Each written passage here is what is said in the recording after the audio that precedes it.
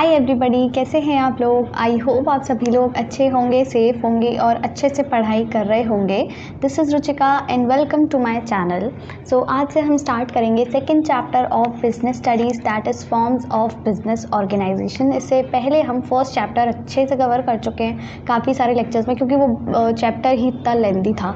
हमने उसमें बिजनेस के बारे में सारी चीज़ें पढ़ ली हैं। अभी तक आपने वो चैप्टर नहीं पढ़ा है या रिवाइज़ करना है तो आप आई बटन पर क्लिक करके उसे देख सकते हो। अभी हम बात करते हैं सेकंड चैप्टर की, that is forms of business organisation. तो देखो, फर्स्ट चैप्टर में हमने बिज़नेस के बारे में सारी डिटेल, सारी जानकारी ले ली है कि बिज़नेस भाई होता क्या है, उसके कैरेक्टरिस्टिक्स, फीचर्स, इंपॉर्टेंस, उसमें रिस्क क्या होता है, प्रॉफिट क्या होता है, मतलब everything, we have covered everything about business, right. अब हमको क्या पढ़ना है कि बिज़नेस ऑर्गेनाइजेशन जो भी कोई होती है ना, उसके अलग अलग फॉर्म्स क्या होते हैं।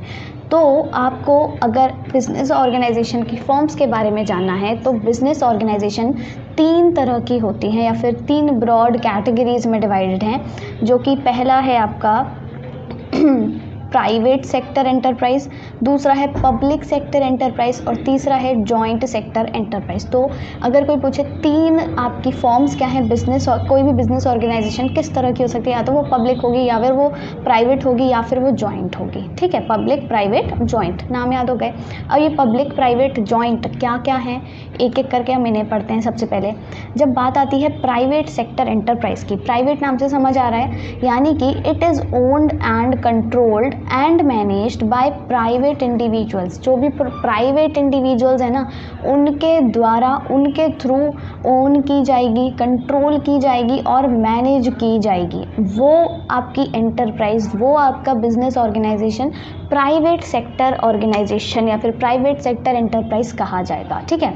उसको, उसका जो ओनर होगा वो भी प्राइवेट इंडिविजुअल होगा, कंट्रोल जो करेगा वो भी वही करेगा और मैनेज भी प्राइवेट इंडिविजुअल ही करेगा, राइट।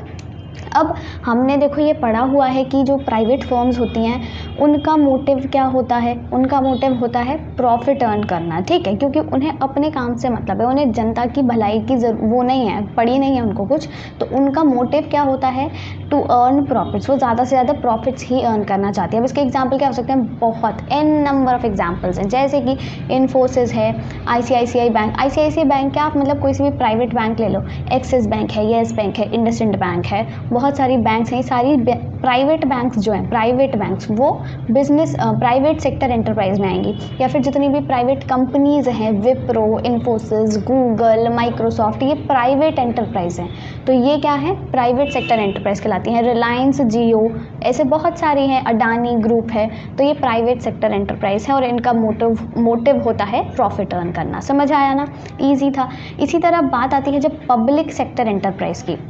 जब हम बात करेंगे पब्लिक सेक्टर एंटरप्राइज की, तो पब्लिक सेक्टर एंटरप्राइज में क्या होता है भाई, मतलब ये जो एंटरप्राइज है वो ओन की जाएगी, कंट्रोल की जाएगी और मैनेज की जाएगी थ्रू या फिर बाय सेंट्रल और स्टेट गवर्नमेंट, ठीक है। जो भी आपका सेंट्रल और स्टेट गवर्नमेंट है वो पब्लिक से समझ आ रहा है ना। पब्लिक कोई भी, जैसे पब्लिक का मतलब एक तरह से आप ये समझ लो, जो भी किसी भी किसी चीज़ के आगे, ओ गॉड मैं इतना स्टम्बल क्यों कर रही हूँ, किसी भी चीज़ के आगे अगर पब्लिक लग जाता है, इसका मतलब ये है कि वो गवर्नमेंट की बॉडी है, गवर्नमेंट के अंदर है, ठीक है, गवर्नमेंट अंडरटेकिंग है। तो पब्लिक सेक्टर एंटरप्राइज वो होती हैं जो सरकार की हैं, सरकारी हैं, जो सरकारी स्कूल्स हैं, सरकारी हॉस्पिटल हैं, सरकारी होटल्स हैं और बहुत सारी चीज़ें हैं, सरकारी कंपनीज हैं बहुत सारी। तो सरकार का मकसद क्या होता है भाई, सरकार को प्रॉफिट अर्न नहीं करना, प्रॉफिट अर्न भी करना है, पर मेन मोटिव क्या है, सोशल सर्विस। तो जो पब्लिक एंटरप्राइजेस होती हैं उनका मोटिव होता है सोशल सर्विस करना। पब्लिक एंटरप्राइज के भी एन नंबर ऑफ एग्जांपल्स हैं, SBI, SAIL, RBI, LIC, SEBI, EPFO और आपका मतलब कितनी भी प्राइवेट पब्लिक बैंक्स देख लो। जैसे अभी मैंने प्राइवेट में बताया था ICICI, एक्सिस, आपका येस बैंक, इंडसइंड बैंक, ऐसे करके इसमें बहुत सारी हैं भाई। SBI हो गया, कैनरा बैंक, इलाहाबाद बैंक और आपका बहुत सारी है, bank of India, union bank of India, central bank of India, सारी पब्लिक बैंक्स जो है, सरकारी बैंक्स, तो वो है आपकी पब्लिक सेक्टर एंटरप्राइज। जितनी भी सरकारी कंपनियां हैं, सेल, गेल, भेल, BEL, आपका ONGC और आपका बहुत सारी हैं, तो इस तरीके से सारी पब्लिक सेक्टर एंटरप्राइजेस कहलाती हैं। समझ आ गया। जैसे कोई अगर क्या कहते हैं, मतलब कोई भी कंपनी है अगर उसको सरकार खरीद लेती है तो वो पब्लिक सेक्टर एंटरप्राइज बन जाएगी। जैसे बहुत सारे ना क्या कहते हैं एयरपोर्ट्स हैं, बहुत सारे एयरपोर्ट्स हैं जो पहले पब्लिक सेक्टर एंटरप्राइज के अंदर आते थे, यानी कि वो सरकारी थे, सेंट्रल या स्टेट गवर्नमेंट के थ्रू ओन्ड थे, पर अब उसने उनको बेच दिया सरकार ने अडानी ग्रुप को। अब अडानी क्या है, मैंने अभी बताया प्राइवेट सेक्टर एंटरप्राइज, तो वो प्राइवेट सेक्टर एंटरप्राइज के अंदर आ गया। समझ आया, ये होता है पब्लिक एंड प्राइवेट। अब पब्लिक और प्राइवेट समझ लिया अलग अलग, पब्लिक और प्राइवेट को मिला दोगे तो भाई साहब बन जाएगा जॉइंट। तो जॉइंट तो नाम से समझ आ रहा है, जॉइंट मतलब दोनों को मिला के।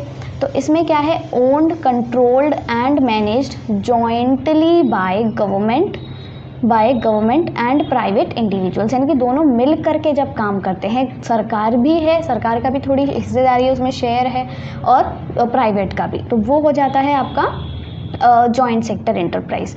तो यहाँ पर जो कंट्रोल होता है वो किसके हाथ में होता है, सरकार के हाथ में। यहाँ पर जो सुपरविजन करती है वो भी सरकार करती है। क्यों? क्योंकि उसका मोटिव है सोशल सर्विस, वो चाहती है कि जनता को नुकसान ना हो, वो सारे काम जनता के हित में करती है, तो इसीलिए वो सुपरविजन करती रहती है, वो खुद चीज़ें कंट्रोल करती है। पर जो मैनेजमेंट होता है वो प्राइवेट होता है, वो प्राइवेट एंटरप्राइज करेगी सारी चीज़ों को मैनेज करना, पर वो गवर्नमेंट के अकॉर्डिंग करेगी वो भी। क्यों? क्योंकि गवर्नमेंट चाहती है कि सोशल सर्विस हो, समाज का भला हो, तो वो कंट्रोल और सुपरविजन गवर्नमेंट करती है, मैनेजमेंट प्राइवेट एंटरप्राइज करेगी, दोनों मिलकर काम करते हैं, जॉइंट सेक्टर एंटरप्राइज इस तरीके से आपका बन जाता है।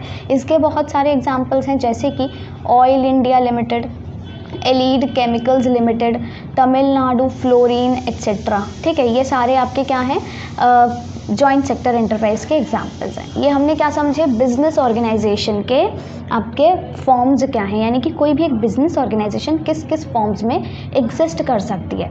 अब देखो एक चीज़ इंपॉर्टेंट है यहाँ पे, ये तीनों जो फॉर्म्स हैं हमको इसी चैप्टर में नहीं पढ़ने हैं। ये जो चैप्टर है ना, second chapter forms of business organisation, it is all about private sector enterprise.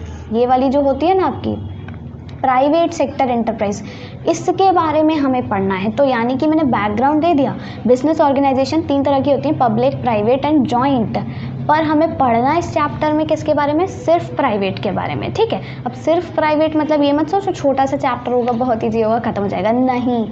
Private sector enterprise भी अलग अलग तरह की होती है, समझ आया। तो प्राइवेट सेक्टर के जो 5 क्लासिफिकेशन है, 5, उन 5 को डिटेल में पढ़ना है आपको इस पूरे चैप्टर में। फिर इसके नेक्स्ट चैप्टर में पब्लिक के बारे में पढ़ना है, फिर उसके नेक्स्ट चैप्टर में जॉइंट के बारे में, ऐसे ऐसे है ये चैप्टर सारे अलग अलग। बस इस फर्स्ट चैप्टर था ये बिजनेस ऑर्गेनाइजेशन के बारे में, उसकी फॉर्म्स के बारे में, तो थोड़ा सा इंट्रोडक्शन दे दिया कि क्या क्या होती है पब्लिक, प्राइवेट एंड जॉइंट। समझ आया ना यहाँ तक। अब हम पढ़ेंगे किसके बारे में, मैंने बताया प्राइवेट के बारे में पढ़ना है। तो प्राइवेट एंटरप्राइज की क्या क्या फॉर्म्स होते हैं, क्या क्या कैटेगरीज हैं, वो हम समझ लेते हैं। पहले नाम समझ लेते हैं। सबसे पहला है आपका सोल प्रोप्राइटरशिप। ठीक है, नाम याद रखो, सोल प्रोप्राइटरशिप। दूसरा है joint Hindu family business, joint Hindu family business. तीसरा है पार्टनरशिप, समझ आया। चौथा है आपका कोऑपरेटिव सोसाइटी। ठीक है, और लास्ट है आपका कंपनी। क्या क्या है एक साथ में बोलो, sole proprietorship, joint Hindu family business, partnership, cooperative society and company. एक बार और रिपीट करो फटाफट से, sole proprietorship, joint Hindu family business, और आपका कोऑपरेटिव सोसाइटी, कंपनी और पार्टनरशिप। ये 5 हो गए। अब इस वाले वीडियो में, अब ऑब्वियसली ये 5 मैं एक ही वीडियो में तो कवर करवाऊंगी नहीं, ठीक है, तो बहुत ज़्यादा हो जाएगा, पूरा चैप्टर ही खत्म हो जाएगा, तो एक एक करके हम समझेंगे। पर अभी इस वाले वीडियो में हम पढ़ने वाले हैं ये सोल प्रोप्राइटरशिप आपका, और आपका कौन सा, जॉइंट हिंदू फैमिली बिजनेस। ये जो फर्स्ट 2 हैं ये हम कवर कर लेंगे, ये ईजी हैं, समझ आ जाएंगे फटाफट से। ठीक है, जॉइंट हिंदू वाला तो छोटा सा ही है, और सोल प्रोप्राइटरशिप भी छोटा सा ही है। इसमें ना इनके और फर्दर क्लासिफिकेशन नहीं है, ये दोनों ऐसे हैं, इनका फर्दर क्लासिफिकेशन नहीं है। पर पार्टनरशिप का है, कोऑपरेटिव सोसाइटी का भी है, और कंपनी का भी है, मतलब अलग अलग चीज़ें हैं। तो इन तीनों को हम अलग अलग लेक्चर्स में कवर करने वाले हैं। पूरा बैकग्राउंड समझ आ गया ना, राइट। तो बिजनेस ऑर्गेनाइजेशन 3 तरह की हो सकती है, पब्लिक, प्राइवेट, जॉइंट। पब्लिक और जॉइंट हम बाद में पढ़ेंगे, अभी हम प्राइवेट पढ़ रहे हैं। प्राइवेट के 5 टाइप्स हैं, sole proprietorship, joint Hindu family business, आपका पार्टनरशिप, और आपका कोऑपरेटिव सोसाइटी और कंपनी। और इन 5 में से भी अभी हम 2 पढ़ेंगे, sole proprietorship and joint Hindu family business. Done. हाँ, तो अब हम स्टार्ट करते हैं सोल प्रोप्राइटरशिप, यानी कि जो आपका फर्स्ट नंबर का है। डन। सोल प्रोप्राइटरशिप, देखो सोल का मतलब क्या होता है, सोल मतलब क्या होता है, सिंगल, ठीक है, या फिर ओनली आप जिसे कह सकते हो, राइट। और प्रोप्राइटर का मतलब क्या होता है, प्रोप्राइटर, प्रोप्राइटर का मतलब क्या होता है, ओनर, ठीक है। तो नाम से समझ आ रहा है ना, यानी कि सिंगल ओनर होगा, इकलौता ओनर होगा और कोई ओनर नहीं है। सोल का मतलब ही होता है सिंगल, ओनली, ठीक है। तो क्या हो जाएगा यहाँ पे, a business which is owned, controlled and managed by a single individual, ठीक है। किसके द्वारा, सिंगल इंडिविजुअल के द्वारा जो कोई बिजनेस ऑर्गेनाइजेशन ओन की जाती है, कंट्रोल की जाती है, मैनेज की जाती है, उसे हम क्या बोलते हैं, सोल प्रोप्राइटरशिप ऑर्गेनाइजेशन। सिंपल सी डेफिनेशन है, ये याद हो जाएगी। इसके अलावा एक दो छोटी मोटी डेफिनेशंस और हैं, इसके अलावा थोड़ी सी डेफिनेशंस और हैं। क्या है, दो डेफिनेशंस पढ़ लो, बस रीड कर लो फटाफट। क्या है, soul trader business is a type of business in which one person is solely responsible for providing the capital, bearing the risk and management of business. अब ऑब्वियसली देखो इकलौता इंसान है, वही अपना बिजनेस चला रहा है, तो वो हर चीज़ के लिए रिस्पॉन्सिबल है, समझ रहे हो। पूरे इस सोल प्रोप्राइटरशिप में यही पढ़ना है कि वो हर चीज़ के लिए वही रिस्पॉन्सिबल है, चाहे वो अच्छा कर रहा है, वो बुरा कर रहा है, वो गंदा कर रहा है, वो अच्छा खराब कर रहा है, कैसा भी कर रहा है, वो हर चीज़ के लिए रिस्पॉन्सिबल है। तो वो कैपिटल उसको जो भी चाहिए होगी उसके लिए भी रिस्पॉन्सिबल है, जो भी रिस्क उठाएगा वो वही उठाएगा, उसकी जगह कोई और नहीं उठाएगा। भाई तू ही मालिक है, अकेला तू ही कर रहा है तो तू करेगा सब कुछ, है ना। और मैनेजमेंट भी वही करेगा बिजनेस का, ठीक है। और क्या डेफिनेशन है, it is a sole proprietor is a person who carries on business exclusively by and for himself, मतलब वो खुद के द्वारा और खुद के लिए ही बिजनेस करता है, खुद ही कर रहा है और अपने लिए ही कर रहा है, right. He is not only the owner of the capital but also the organiser and manager. खाली ओनर नहीं है, वो उसको ऑर्गेनाइज भी करना है, उसको मैनेज भी करना है, सारे काम ही उसी को करने हैं। तो वो ऑर्गेनाइजर भी है, मैनेजर भी है, सुपरवाइजर भी है, सब कुछ है। And takes all the responsibility of profits और लॉसेस। अब क्योंकि वो सारे काम खुद ही कर रहा है, अपने लिए कर रहा है, तो चाहे प्रॉफिट हो चाहे लॉस हो, चाहे लॉस ज़्यादा हो चाहे प्रॉफिट ज़्यादा हो या कैसा भी कुछ हो, सब उसी के लिए है, सब उसी की जिम्मेदारी है, सब उसकी रिस्पॉन्सिबिलिटी है। डन है ना। ये होता है सोल प्रोप्राइटर। क्या है डेफिनेशन, क्या थी, फर्स्ट डेफिनेशन याद कर लो कि it is a business which is owned, controlled and managed by a single individual. Simple है। अब क्या करेंगे, हम इसके फीचर्स पढ़ेंगे, हम इसके मेरिट्स पढ़ेंगे, हम इसके डीमेरिट्स पढ़ेंगे, ठीक है। इसी तरह जो हम अभी बाद वाला पढ़ेंगे ना, उसके भी फीचर्स, आपका मेरिट्स और डीमेरिट्स पढ़ेंगे, जॉइंट इंटू फैमिली बिजनेस के, ठीक है। तो सबसे पहले इसके फीचर्स की बात करते हैं, लाइन से पढ़ते जाओ जल्दी जल्दी, और जो समझ आ रहा है उसे अभी अभी समझते जाओ, नाम से समझ आ जाएगा। प्लीज़ बैकग्राउंड का ये नॉइज़ इग्नोर करना, पता नहीं क्या हो रहा है। तो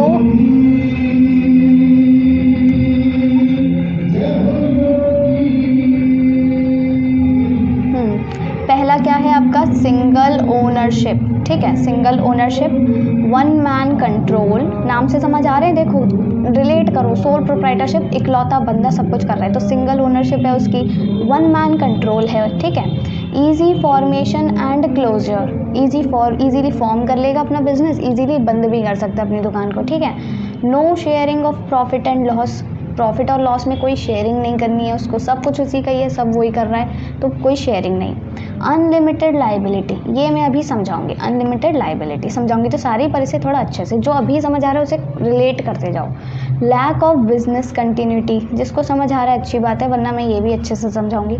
नो सेपरेट लीगल एंटिटी, और साथ ही साथ आपका कौन सा है लास्ट, स्मॉल साइज़, ठीक है। स्मॉल साइज़ ये क्या है, सिंगल ओनरशिप होती है, वन मैन कंट्रोल होता है, कोई शेयरिंग नहीं होती है प्रॉफिट लॉस की, इजीली फॉर्म हो सकता है, क्लोज किया जा सकता है बिजनेस, और आपका कंटिन्यूटी होती है, लैक ऑफ बिजनेस कंटिन्यूटी होती है, सॉरी, ठीक है। स्मॉल साइज़ होता है, कोई सेपरेट एंटिटी नहीं है, लीगल एंटिटी, और अनलिमिटेड लाइबिलिटी।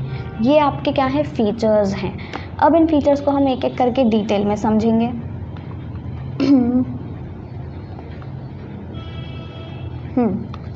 क्या है सबसे पहले आपका सिंगल ओनरशिप। सिंगल ओनरशिप समझ आ रहा है भाई नाम से कि ओन भी वही करेगा, मैनेज भी वही करेगा, कंट्रोल भी वही करेगा, कैपिटल की सप्लाई भी वही करेगा, सारे काम वही करेगा, ठीक है। Own and capital supplied by single person, done.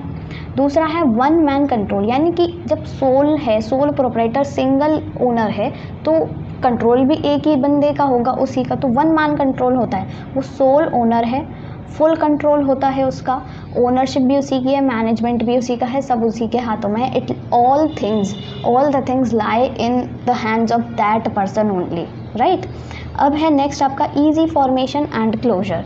Easily उसकी दुकान खुल सकती है, ईजीली उसकी दुकान बंद हो सकती है, कोई खास लीगल फॉर्मेलिटीज़ नहीं होती हैं क्योंकि वो इकलौता बंदा है, तो no legal formalities are there, कोई अलग से सेपरेट लॉ नहीं है उसके लिए, सोल प्रोपराइटर के लिए, ठीक है। अभी आप चाहो अकेले खुद से अपना बिजनेस स्टार्ट कर सकते हो, कुछ खास फॉर्मेलिटीज़ नहीं है, पर कुछ स्पेशल केसेस में लाइसेंस लेना ज़रूरी होता है कुछ चीज़ों के लिए, जैसे कि अगर आप कोई ड्रग बेच रहे हो, ड्रग एज इन मेडिसिन वगैरह, तो इन चीज़ों के लिए आपको लाइसेंस चाहिए होता है, बट इतने खास मतलब ज़्यादा वो नहीं है, लीगल फॉर्मेलिटीज़ नहीं है, कोई सेपरेट लॉ नहीं है, तो इजीली क्लोजर और फॉर्मेशन हो सकता है। 3 पढ़ लिए, सिंगल आपका क्या था, single ownership, one man control, easy formation and closure. अब इसके बाद नेक्स्ट आता है no sharing of profit and losses.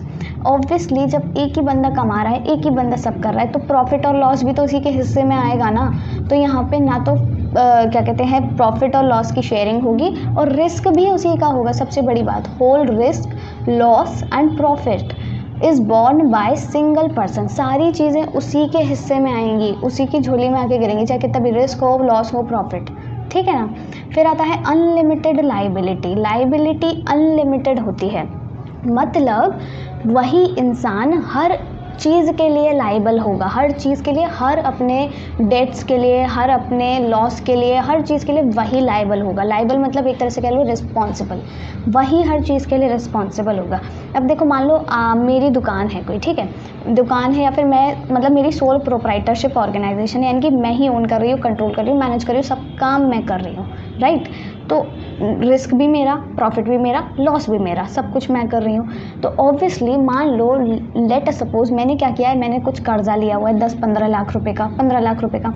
अब मैं अगर वो क्रेडिट, जो लोन लिया है मैंने, उसको रीपे नहीं कर पा रही हूँ, तो वो जिम्मेदारी किसकी होगी? ऐसा तो नहीं है बैंक वाले जाके मेरे घर वालों को पकड़ेंगे या कुछ भी करेंगे, नहीं, वो मेरे को करेंगे, जो भी करेंगे। मेरे को क्या करेंगे, वो मेरी जो भी प्रॉपर्टी है बची कुची, भले जो मैंने दुकान ली है ना, उसको अपने अंडर ले सकते हैं, वो उसको बेच सकते हैं, मेरे जो भी असेट्स हैं वो उनको बेच सकते हैं, उससे अपना लोन रीपे करवा सकते हैं। तो यानी कि यहाँ पे जो मेरी लाइबिलिटी होती है वो अनलिमिटेड होती है, मतलब अगर मैंने अपना डेट नहीं रीपे किया, देखो in case of losses if assets are insufficient, अगर जो असेट्स हैं वो इनसफिशिएंट हैं, मैं नहीं रीपे कर पा रही हूँ जो बैंक से मैंने लोन लिया है, तो मैं क्या कर सकती हूँ, he may have to sell his own property, उसको अपनी खुद की प्रॉपर्टी भी बेचनी पड़ सकती है। यानी कि जो मेरे पास लाइबिलिटी है ना वो अनलिमिटेड है, मैं कैसे भी करके लोन चुका सकती हूँ। ये होता है सोलो प्रोपराइटरशिप में, ठीक है। सोल प्रोपराइटरशिप समझ आ गया, उसमें अनलिमिटेड लाइबिलिटी होती है। आगे जाके आप पढ़ोगे उसमें लाइबिलिटी लिमिटेड होती है, मतलब ऐसा नहीं है कि, क्योंकि उसमें बहुत सारे लोग होंगे। अभी ये सोल प्रोपराइटरशिप है, इसी पे फोकस करो, राइट। फिर है आपका lack of business continuity. Lack of business continuity मतलब अब आप ऑब्वियसली बिजनेस मतलब कंटिन्यू नहीं हो पाएगा, उसका लैक है बिजनेस कंटिन्यूटी का, मतलब बिजनेस आगे कंटिन्यू नहीं हो पाएगा। कैसे कंटिन्यू नहीं हो पाएगा, मैं ही ओनर हूँ, मैं ही सब कुछ कर रही हूँ। अब मेरी मान लो डेथ हो जाती है या फिर मेरा दिवालिया निकल जाता है, मैंने बहुत ज़्यादा लोन ले लिया है, मेरा सब कुछ घर बार बिक गया है, तो इससे मेरा बिज़नेस वहीं ठप हो जाएगा ना, वहीं बंद हो जाएगा। आगे कोई और कंटिन्यू कर पाएगा नहीं, क्योंकि कोई और ओनर ही नहीं है, मेरे साथ शेयर ही नहीं कर रहा है कोई कुछ, मैं ही इकलौती ओनर हूँ, सोल ओनर हूँ। तो यहाँ पे क्या होता है इन केस ऑफ डेथ या फिर इंसॉल्वेंसी मतलब वही जो मैंने बताया, दिवालिया निकल गया, ठीक है। Incapacity, element of owner, element मतलब कोई बीमारी हो गई, कुछ हो गया, मैं बिस्तर पे पड़ी हूँ, तो इस चक्कर में मेरा जो बिज़नेस है वो डिसकंटिन्यू, वहीं ठप हो जाएगा। तो यहाँ पे लैक होता है बिजनेस कंटिन्यूटी का, 6 पढ़ लिए, single ownership, one man control, ease of formation and closure. फिर अभी हमने पढ़ा no sharing of profit and loss. Unlimited liability होती है, मतलब मैं अपना घर बार सारा बेच सकती हूँ, अनलिमिटेड है, ऐसे याद रख लो, अनलिमिटेड मैं सब कुछ बेच सकती हूँ, उसको बेच करके अपना लोन रीपे कर सकती हूँ। और छठवा हो गया आपका लैक ऑफ बिजनेस कंटिन्यूटी। अब नेक्स्ट है इसके बाद 2 और हैं फीचर्स।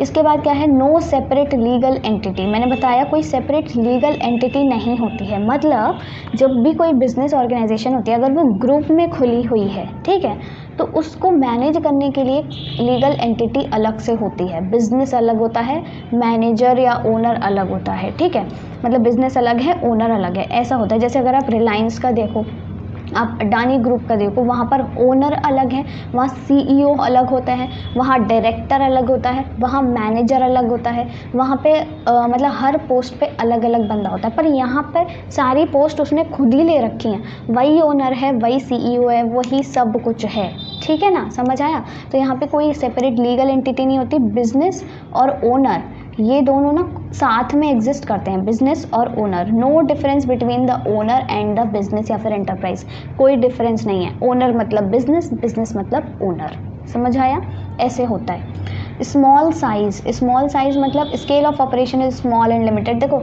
क्योंकि मैं अकेली हूँ, सब कुछ मैं ही मैनेज कर रही हूँ, तो मेरे पास ऑब्वियसली लिमिटेड रिसोर्सेज होंगे, लिमिटेड कैपिटल होगा, सारी ही चीज़ें ऑलमोस्ट लिमिटेड ही होंगी। मेरे पास इतनी ज़्यादा स्किल्स भी नहीं है, सारी स्किल्स मेरे में कूट के तो नहीं भरी हैं। तो क्या होगा, मेरा जो स्केल ऑफ ऑपरेशन है, मतलब जो भी मेरा बिजनेस है ना, ये कह लो, उसका स्केल या उसका साइज़ स्मॉल रहेगा। यहीं अगर आप बहुत सारे लोग हो तो ऑब्वियसली आपके पास ज़्यादा रिसोर्सेज होंगे, ज़्यादा फंड्स, ज़्यादा कैपिटल, ज़्यादा प्रॉफिट, सब कुछ ज़्यादा। पर मैं इकलौती हूँ यहाँ, तो सब कुछ स्मॉल साइज़ में होगा। ये थे आपके क्या फीचर्स। एक बार फटाफट से रिवाइज कर लो जल्दी से। देखो नाम से समझ आ रहे हैं ना सारी चीज़ें। सिंगल ओनरशिप मतलब एक ही बंदा ओन कर रहा है, सब कुछ कर रहा है। वन मैन कंट्रोल, उसी का कंट्रोल है हर चीज़ पर और कोई रिस्पॉन्सिबल नहीं है किसी भी चीज़ के लिए। ईजिली फॉर्म किया जा सकता है, क्लोज किया जा सकता है जब उसका मन हो, कोई खास लीगल एंटिटीज़ नहीं है। प्रॉफिट और लॉस में उसी का शेयर है और रिस्क में भी उसी का शेयर है, वो हर चीज़ के लिए रिस्पॉन्सिबल है। अनलिमिटेड लाइबिलिटी मतलब उसकी जो लाइबिलिटी है वो अनलिमिटेड है। अगर लॉसेस होते हैं, in case he faces any losses, तो वो अपनी मतलब he is allowed to sell all his property to repay the debts, ठीक है। लैक ऑफ बिजनेस कंटिन्यूटी, अगर डेथ हो जाती है, एलिमेंट है, इनकैपेसिटी है, दिवालिया निकल गया, इंसॉल्वेंसी है, इस चक्कर में आपकी जो दुकान है वो वहीं ठप हो जाएगी, क्योंकि आप ही ओनर हो, आप ही मैनेजर हो, आपका तो दिवालिया निकल गया, आपकी तो मौत हो गई, तो फिर आगे कौन कंटिन्यू करेगा, कोई नहीं। तो लैक ऑफ बिजनेस कंटिन्यूटी। फिर आ जाता है नो सेपरेट लीगल एंटिटीज़। यहाँ पर जो आपका ओनर होता है और जो आपका बिजनेस होता है वो दोनों एक ही माने जाते हैं, क्योंकि वो सब कुछ वो खुद ही कर रहा है, वो सारी पोस्ट्स पर खुद ही बैठा है, राइट।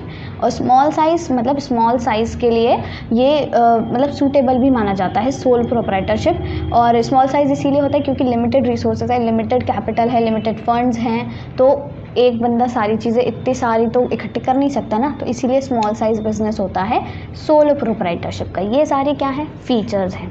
अब हम बात करते हैं इसके बाद मेरिट्स की। मेरिट्स क्या है, मेरिट्स देखो, फ़ायदा खुद ही सोच लो जल्दी से। एक ही बंदा है तो उसको क्या क्या करना, मतलब उसके लिए क्या क्या फ़ायदा होगा।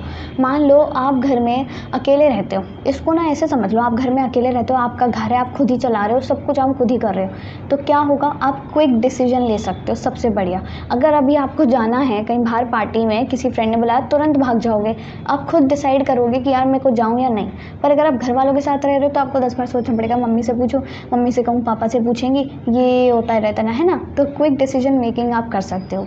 Easy to form and resolve, easily आप अपनी दुकान बढ़ा सकते हो, ईजिली दुकान अपनी चला सकते हो। आपका जब मन हो आप घर में आओ, जब मन हो घर में नहीं आओ, अकेले रह रहे हो मस्त रहो, ठीक है।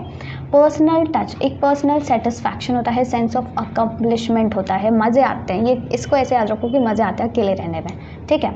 मैक्सिमम इंसेंटिव, डायरेक्ट इंसेंटिव मिलता है, आपको डायरेक्ट फ़ायदा मिलता है हर चीज़ का।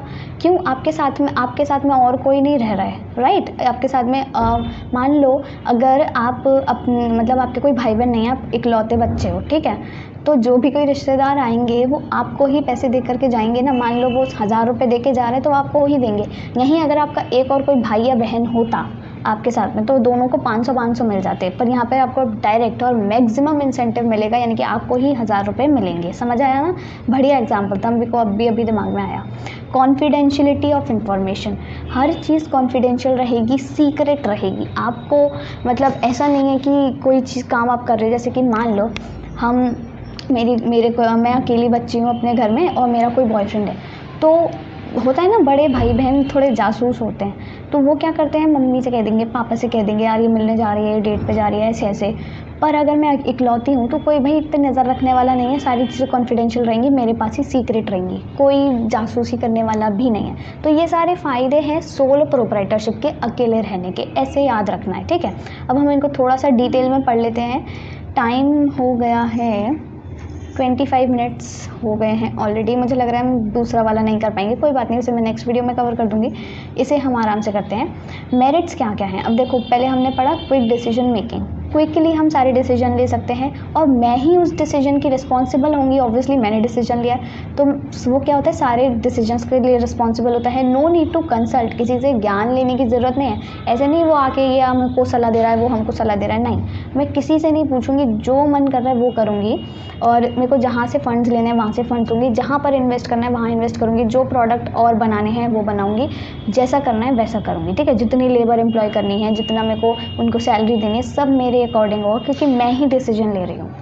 नो डिलेज, कोई डिले नहीं होगा, ऐसा नहीं है। अब जैसे कि मैंने अभी बताया था ना, पार्टी के में जाने के लिए पूछना है, तो मैं अगर अकेली रह रही हूँ तो मैं तुरंत बता सकती हूँ अपने फ्रेंड को कि हाँ ठीक है मैं आ रही हूँ, या फिर हाँ ठीक है मैं यार नहीं आ पाऊँगी आज।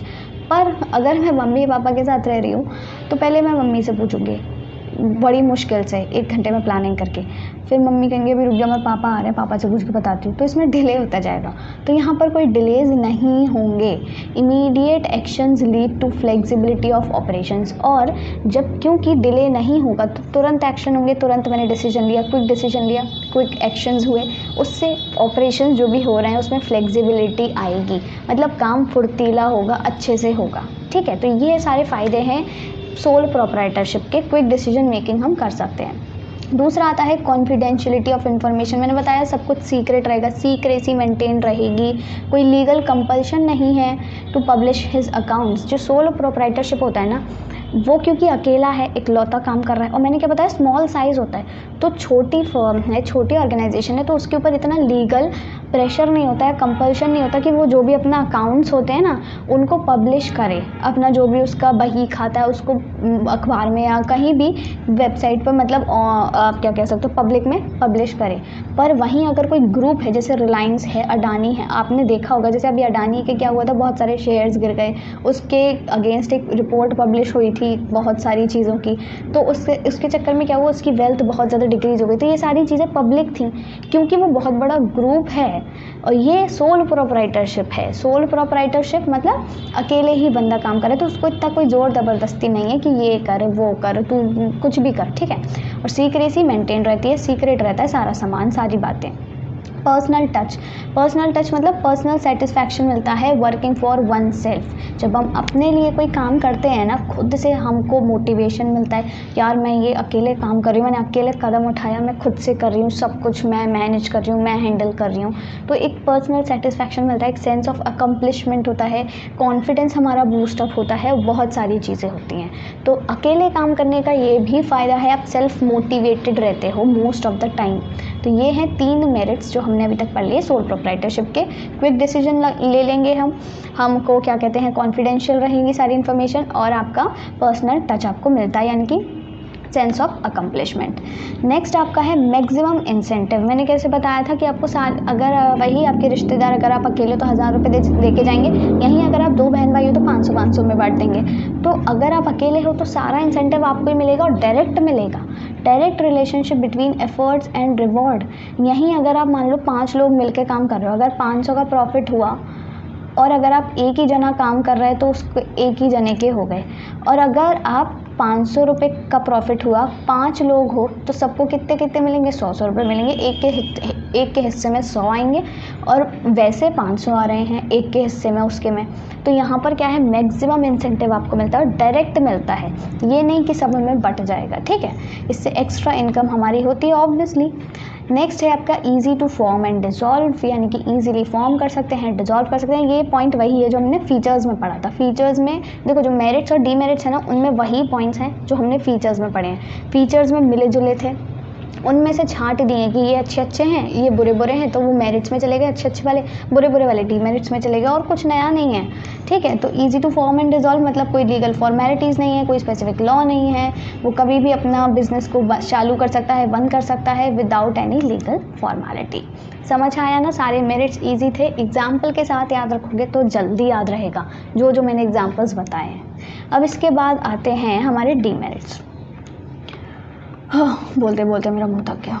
चलो, डीमेरिट्स की जब हम बात करते हैं तो सबसे पहला है हमारा लिमिटेड रिसोर्सेज। अब इन्हें भी हम एग्जांपल से समझ लेते हैं। अगर मैं अकेली हूँ तो ऑब्वियसली यार मेरे पास लिमिटेड रिसोर्सेज होंगे, ये मैंने फीचर्स में भी समझाया, मैं सारा सामान एक साथ में इकट्ठा नहीं कर सकती हूँ, राइट। अनलिमिटेड लाइबिलिटी होगी, ये जो पॉइंट हमने पढ़ा था ना, ये डीमेरिट का है। क्योंकि चलो अभी मैं बताती हूँ, नेक्स्ट जब हम समझेंगे, ठीक है। Lack of continuity of business, ये भी हमने फीचर में पढ़ा है। Lack of professional skills and expertise.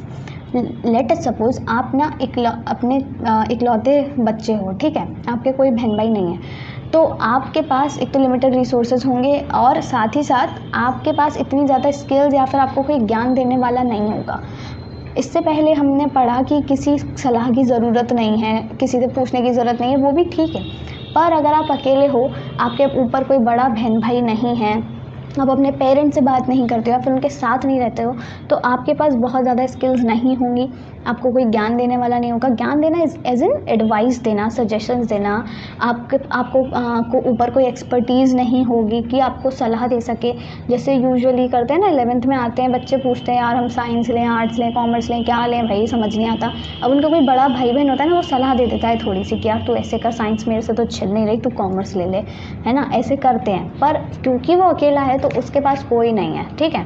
और risk of wrong decision, obviously जब कोई नहीं है ऊपर देख रेख वाला तो रॉन्ग डिसीजन का रिस्क तो है ही है। तो ये सारे हैं डीमेरिट्स। अब डीमेरिट्स को हम थोड़ा सा डिटेल में पढ़ लेते हैं। क्या है? सबसे पहला अपन का लिमिटेड रिसोर्सेज। देखो लिमिटेड रिसोर्सेज हमने सब पढ़ ही लिया कि जो हमारे रिसोर्सेज होंगे ना वो लिमिटेड होंगे, यानी कि क्रेडिट रेजिंग कैपेसिटी जो होगी वो हमारी लिमिटेड होगी। क्रेडिट रेजिंग कैपेसिटी से क्या मतलब है कि मैं अगर लोन ले रही हूँ तो मेरे को ज़्यादा लोन नहीं मिलेगा। क्यों नहीं मिलेगा? क्योंकि सोल प्रोप्राइटरशिप अभी हमने पढ़ा स्मॉल साइज़ होता है, तो छोटी फर्म्स को बहुत ज़्यादा लोन नहीं मिलता। साथ ही साथ उन्हें दिख रहा है कि मैं अकेली ओन कर रही हूँ, अकेली मैनेज कर रही हूँ और वगैरह वगैरह, तो शायद वो मुझे इतना लोन नहीं देंगे। क्रेडिट को मैं ज़्यादा रेज़ नहीं कर सकती। यहीं अगर मैं 5 लोग या पूरा एक ग्रुप है मेरा, पूरी बिजनेस ऑर्गेनाइजेशन का, तो हमको ज़्यादा लोन मिल सकता है या फिर हम ज़्यादा रिसोर्सेज इकट्ठे कर सकते हैं, ये मान लो ना, ठीक है। Reduction in the scope of business growth, obviously इससे बिजनेस ग्रोथ हैम्पर होगी आपकी और उसकी ग्रोथ थोड़ी रुकेगी। और यहाँ पर डिलेज नहीं होंगे, नो डिलेज, हाँ ठीक है। लिमिटेड रिसोर्सेज, नो डिलेज, यहाँ पे गलत है, ठीक है, ये कुछ गलत है। Immediate actions lead to flexibility of operations, यहाँ पे थोड़ा सा कुछ गलत हो गया, ये सारी चीज़ें गलत हैं, ठीक है, ये काट देना भाई। तो लिमिटेड रिसोर्सेज होंगे तो यहाँ पे क्या होगा, ग्रोथ रुकेगी, ग्रोथ हैम्पर होगी, साथ ही साथ आपके पास इतने फंड्स नहीं है, कैपिटल नहीं है, तो ये सारी चीज़ों में प्रॉब्लम आ जाएगी। फिर आता है अनलिमिटेड लायबिलिटी, यानी कि वो हर चीज़ के लिए सोलली रिस्पॉन्सिबल होगा। ये मैंने बता दिया कि अगर उसको घाटा हो रहा है, लॉस हो रहा है, वो अपना डेट रीपे नहीं कर पाया है, उसको अपनी सारी जायदाद बेचने का हक है और वो बेच सकता है, तो ये उसका डीमेरिट है भाई। अगर वो 4 लोगों के साथ काम कर रहा होता तो शायद वो लोन रीपे कर पाते, पर वो अकेला चला है, अकेले रास्ते पे चला है, अकेला काम कर रहा है, तो सारी परेशानियाँ उसी को ही झेलनी पड़ेगी और इससे उसका पूरा घर वर कंगाल हो जाएगा, वो उसका दिवालिया निकल जाएगा। तो इसीलिए ये इसका बड़ा ही डीमेरिट है, ठीक है।